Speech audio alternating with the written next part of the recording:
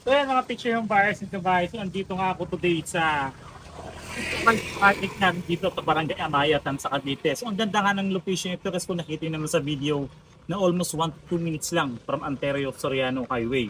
Ibig sabihin kaya nyo lakadin pagbaba nyo ng bus and pagsakay nyo ng bus. Yung naman yung maganda rito and through Pag-ibig Financing pa. Semi-complete over later papakita ko sa inyo yung pinaka-actual turnover. Pero for now papakita ko sa inyo yung pinaka-ano natin, yung location. Ito mga picture ng bayad sa bahay. Ito yung surprise project natin dito. Ito nga yung provision for 2 bedrooms, 3 bedrooms sa 2-story townhouse. Kung may tayong ako kasi baka abot ang pahit mo lang. Ayan, nakaputi akong sapatos, patay pahit dyan. Ngayon, hanapin natin yung daanan. So hindi pa kasi masyadong okay yung daan natin dito sa bahay. So lumulubog pa tayo. Oh, lumog. Oh, lumubog yung cameraman ko kasi nakatandal.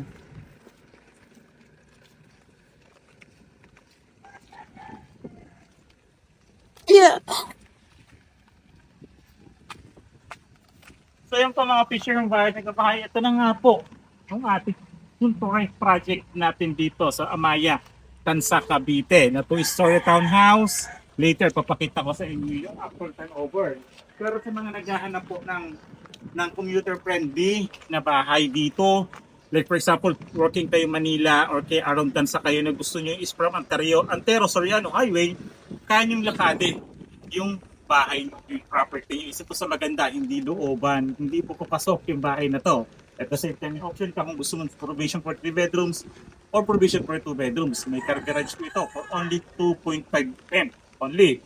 So sa mga naghahanap po dito sa Tansa ng Cavite, sa Tansa Cavite ng property investment, bahay gusto nyo sa buong pamilya nyo ay hindi papasok, hindi looban ang magiging bahay nyo. Dito na yung mga picture ng bahay sa bahay. Tara mga kabahay, samahan nyo naman ako papunta doon.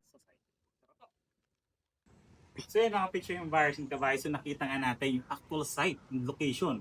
Kung saan itatayo itong Suntres project na to. Para kung tingtapyaw, magkaroon kayo ng idea, papakita ko sa inyo yung old nating project dito sa Suntres project natin. Although magkaiba nga lang yung pinakapasad niya, mas modern, mas maganda yung kulay. Half na lang yung balcony dahil medyo naka-expand yung harapan. Papakita ko sa inyo yung idea. Paano ba yung semi-complete ng turnover na to? Tara po! So yan, ito na nga yung Suntres nating project dito sa Tansa. So, big space po tayo. 4.5 meters po yung harapan na yan for our car garage.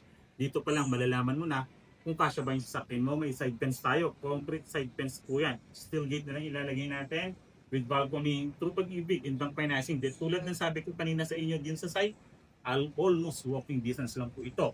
Halos lalakadin nyo lang pagbaba nyo ng bus at papunta sa kaya ng bus. Tara, pasabay.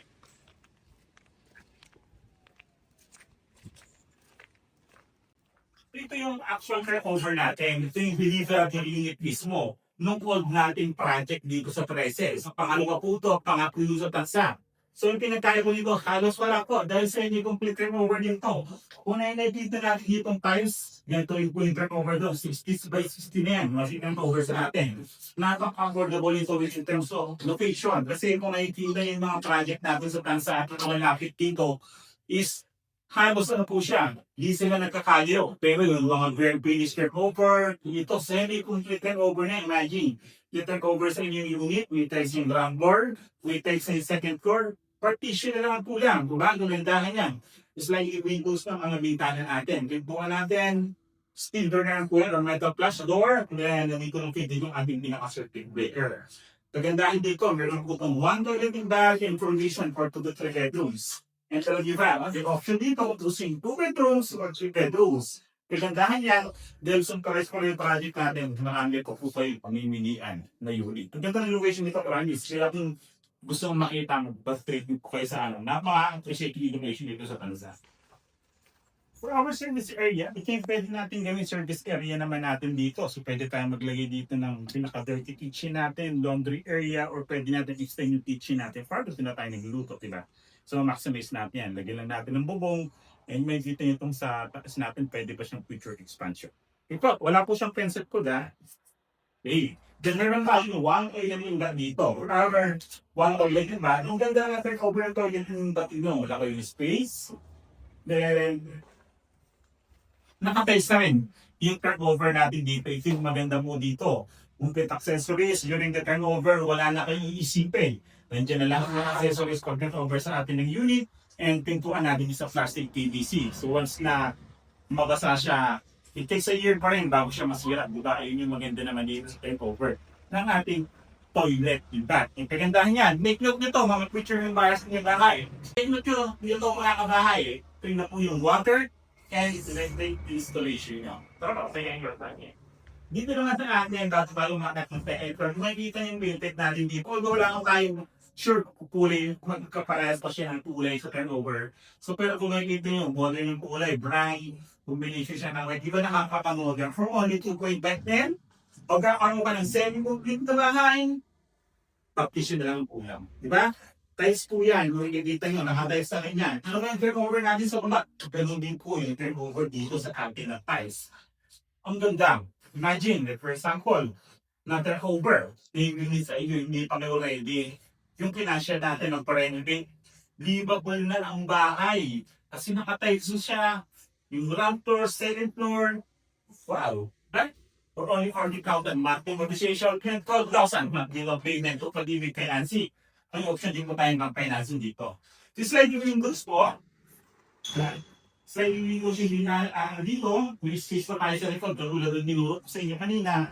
Yung space natin dyan sa likod na pwede pa natin future expansion. Expansion ng another toilet or another bedroom. Ceiling natin, carpet by Smith po yan.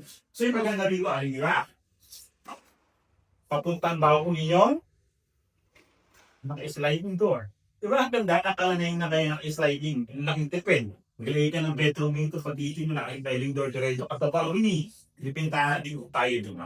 Okay? Kapag yung sa iyo, bagong report is pangol, pag-diretso. For reference nyo po, ito yung sabi ko kanina na alos ito na yung magiging balcony natin. Kasi itong kalahati na to parang naka-expand na po siya.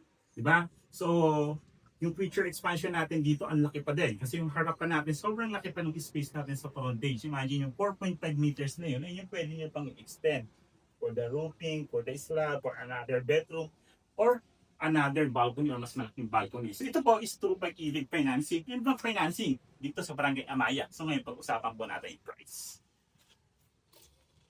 Ayan mga picture yung bars and kabahay. So nakita nga natin yung for reference natin or actual turnover ng Sunturais project natin dito. Ito yung old project natin. Third project natin almost parehas lang po dahil semi-complete turnover. So then sabi ko, quick recap, pasad lang po yung nagbago sa model natin dito sa Bientong Southville 3 dito sa Barangay Amaya. So quick recap po tayo, 48 square meter yung lot and 57 square meter naman yung pinaka-floor area natin. Provision for 2 to 3 bedrooms. Then merong 1 toilet and bathroom, balcony and the car garage po.